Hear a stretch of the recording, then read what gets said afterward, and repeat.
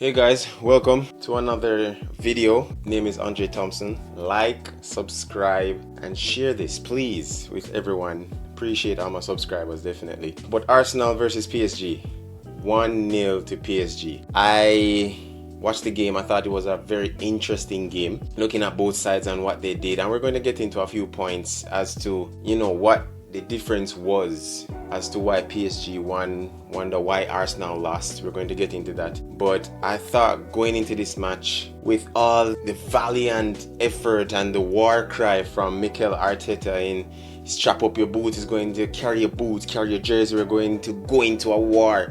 As a Liverpool fan, I'm like, all right, let's see how this goes, because you just beat Real Madrid 3-0 at home. You just beat them away 2-1. So going into this, I thought, all right, let's see what happens. But I think one thing, and we're going to get to it eventually, is that I think that Arsenal may have taken PSG for granted in terms of their quality. Listening to Arsenal fans, they say that of course we beat them at the Emirates 2-0. I'm not saying it's going to happen again, but we beat them, and I think that mentality is going to be there. It's a mental warfare, and I think it's going to help the players. Not really. So we're going to get into that. We definitely gonna get into that.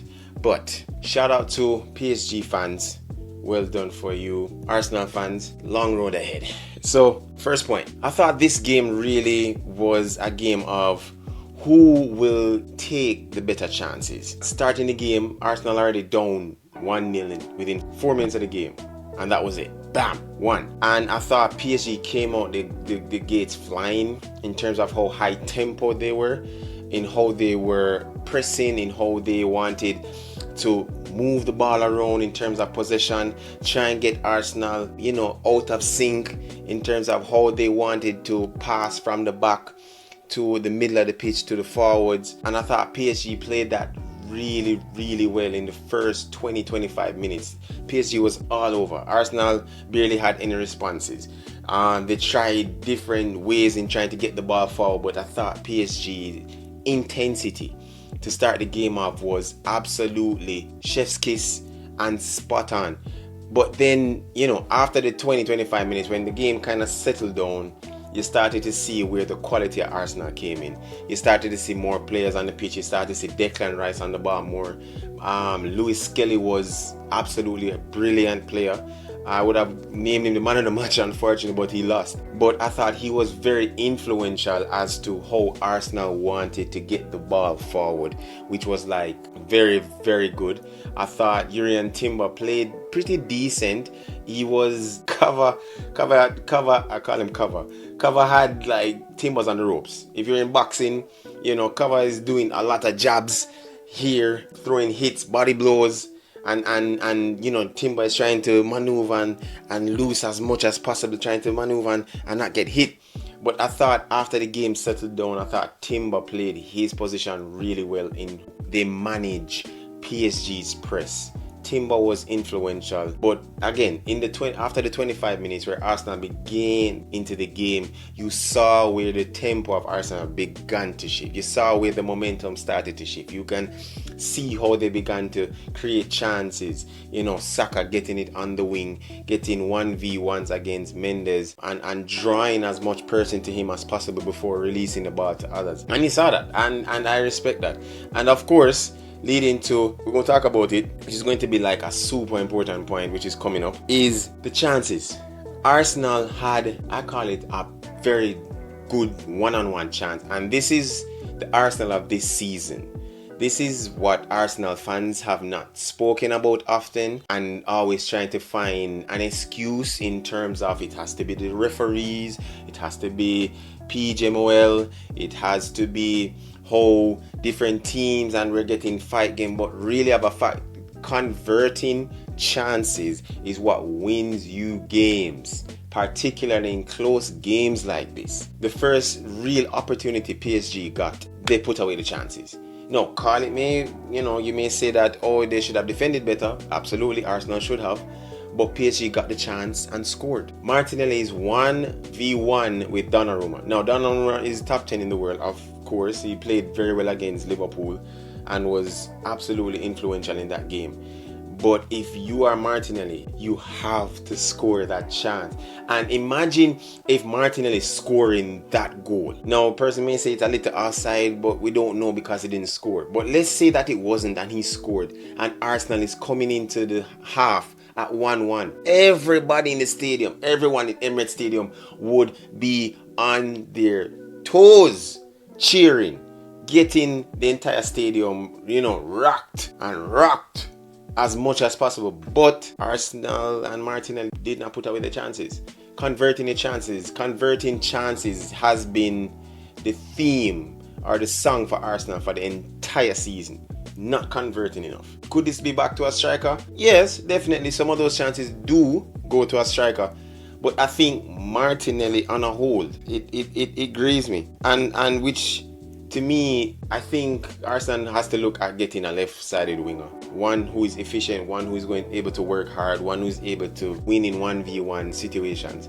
And you could see that you couldn't even change Martinelli off the pitch. Which now comes on now to the third point, which is how Arsenal started the second half. It almost like the game switched. Now it was Arsenal who was leading the charge. It was Arsenal who was leading the press. It was Arsenal trying to get on the ball, trying to make chances, trying to create chances, trying to get PSG off their game, which I think PSG expected, and scoring. But unfortunately, Marino's goal was offside.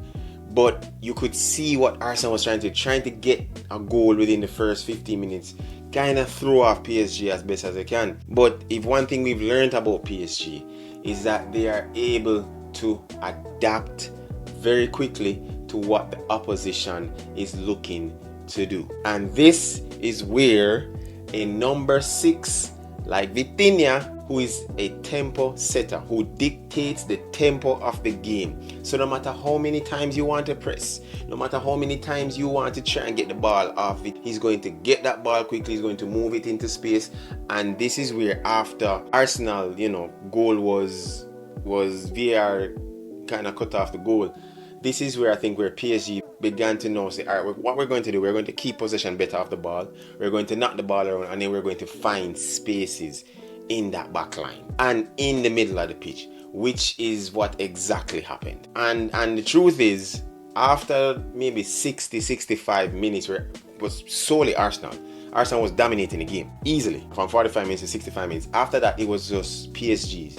And this is where I think Arsenal also lacked depth in terms of getting the subs. And we're going to name out a few players that I thought performed or underperformed, and probably a few that really performed poorly for Arsenal. But this is where PSG now began to get possession of the ball, hold possession of the ball. Hakimi, who was having a very bad first half, who was out of position defensively, who was getting ran past by Martinelli multiple times, now was able to find positions where he was able to get the ball into space and recycle the ball to Vitinha, who was able to now recycle the ball to João Neves and Ruiz. But also, which I thought was very important, and looking at how they played, was that Arsenal changed their tactic in terms of when Ousmane Dembele now drops into space as a striker, now drops into like the midfield, Arsenal now kind of said, all right, fine, we're going to track you regardless, and then we're going to cordon off the back line. So the person in terms of Kiwior who was man marking Ousmane Dembele, it was then Miles Kelly, I think his name, forgive me, Miles Kelly, who was able to now cover that space, and then you have someone slotting at the left back. But I thought what PSG did, which was very interesting, was that they said, all right, I'm going to follow you, or fine, follow me, but I'm going to ensure that we're 2v1 with Declan Rice. So now the entire left side kept being on the rotation as much as possible, as quickly as possible.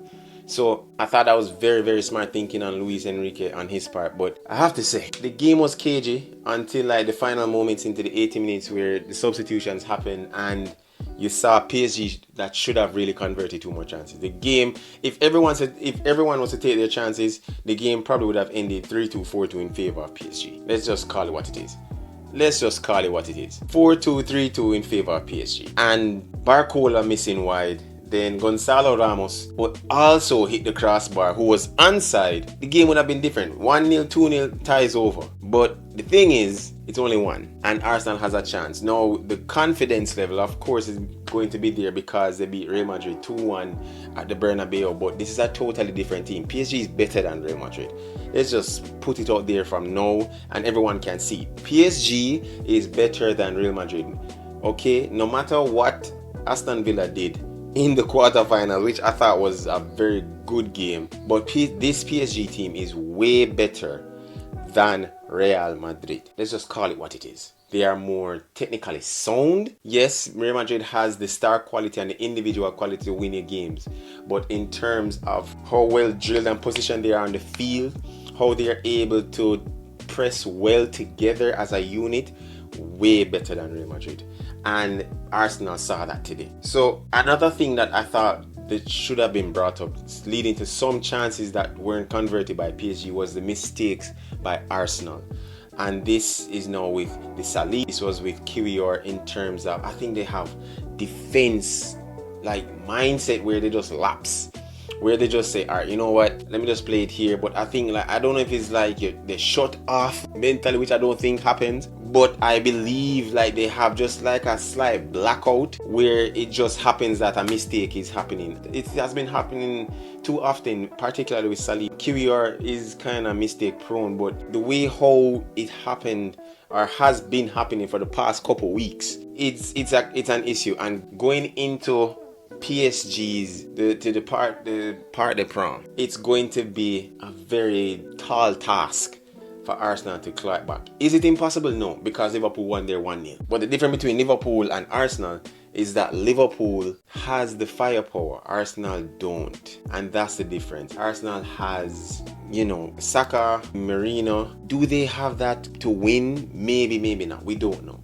But mind you, of course, after taking consideration, leading to my next point is that Thomas Partey was sorely missed in this game. Now, I've not been a super advocate of Thomas Partey, but I like how he plays the game, which is it reminds me of an old 2000s, late 90s kind of football player. And you saw today where his presence was missed in the midfield. Now, I've seen multiple times on Twitter where a person said that Declan Rice is the second coming of Busquets, or is better than Busquets, or in the league of Busquets. No, he's not. Right? But I've also seen where Declan Rice can take over a game, i.e. Real Madrid. Today was not that day. And the reason why he was able to do that against Real Madrid was because he had Thomas Partey beside him. Declan Rice, and I'm saying this and I hope it goes viral, Declan Rice is not a number 6. He is not good as a number 6. He cannot anchor your midfield. He is not that guy. He is a very good archetype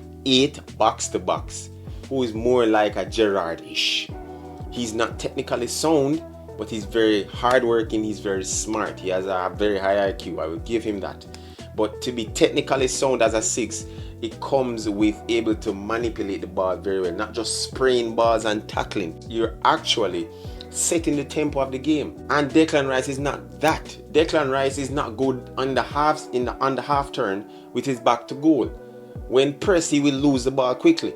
He is not that person. He will never be that person. It is what it is. And I see why, Arteta wanted Zubimendi, because he's able to manipulate the ball and he's press resistant.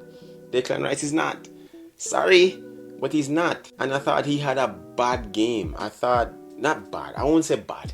I thought he underperformed. He was underwhelming in how PSG wanted to get the ball, how quickly they kind of trumped on every single chance that Raya got the ball. They were willing to get the second ball in the air. Another player who I believe underperformed, and I mentioned him earlier, was Yurian Timber, who I thought was okay, but in the first half he was getting cooked. Triumphantly cooked. Within first 20-25 minutes, going up to half an hour, cooked. And then slowly came into the game, but was unimpactful, really. Another player that I thought, and we're going to talk about him, is Martin Odegaard. Arsenal fans, I would love to hear your thoughts on Martin Odegaard. I like him. He's a very tidy football player, but I think what has happened is that he has lost confidence. He's losing or has no confidence. Particularly when Arsenal fans are forefront right at the front of the line saying he's absolute dog water. Not cursing. Dog water. He has been, this season has been awful. Let's just call it what it is. He's been awful this season. His own fan base don't support him and want him out, which is funny because I'm not saying all Liverpool fans are toxic, but I think Liverpool fans try. They try their best in terms of trying to support. You will see persons who say, yeah, Darwin Núñez, crap, dog, Phil, right? But then you can see more often than not that they say that we're trying. He's trying. You can see the effort. He's putting in the effort. He's trying to get goals. He's trying to assist. He's trying to impact the game. You can see the effort. And persons always love that. I think Liverpool club that loves to see effort. Arsenal, I don't know.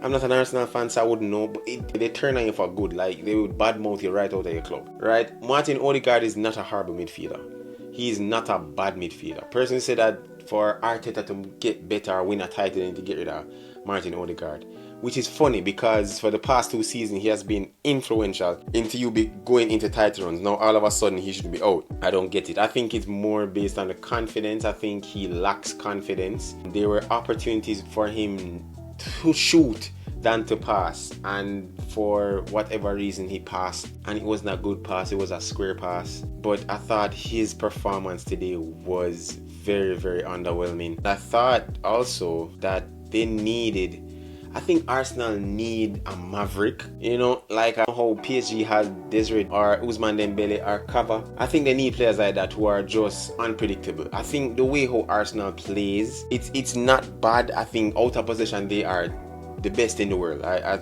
had them second behind Inter, but really they are the best in the world. Out of possession, how they press, how they want to get the ball. But I think when they have the ball in possession, it feels very robotic. It doesn't feel as if they move off instinct, as against with how Liverpool or PSG or Barcelona or Real Madrid would play. And I think they need players like that who are unpredictable, who, when the system doesn't work, are you able to generate from your quality, which shows on the pitch. And I think that is something that Arteta needs to put into his tactics, into his arsenal, no pun intended. It just seems a little bit robotic into how they attack. Of course, I need a striker on multiple chances. But, like, share, subscribe. I love you guys. Thank you for those who are viewing. I really appreciate you a lot. If you want to share this anybody, please share. Not want, not if. Please share. Please like. Please comment. Please subscribe. Please to hit the notification bell so you can get more videos from me, so we can have a conversation. And Arsenal, best of luck to you. I ain't seen you winning. So until next time, guys. Peace.